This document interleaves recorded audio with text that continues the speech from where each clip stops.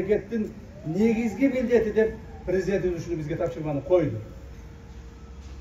Мындан ары Кудай буйрса, мамлекет ушул милдетти өзүнө алды. Президент өзүнүн иштөө программалары негизинде финансылык булактарын таап берди. Ушул эле Баткенге буйрса 200 миллион доллардан ашык акчаны таап берди. 200 миллион доллар акча. Бұл деген сонға айландырып отырсақ, где-то 25 миллиард сомның тегерегінде.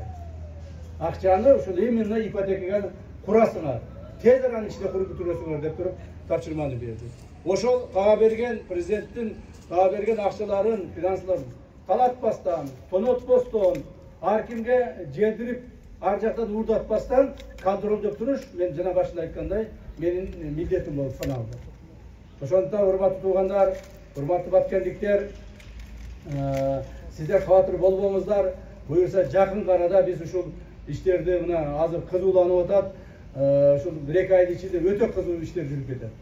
Балдарыңыздар чакыргыла. Мына башка жактарда жүргөн балдарыбыз итак келип атышат. Дагы деле чакыргыла.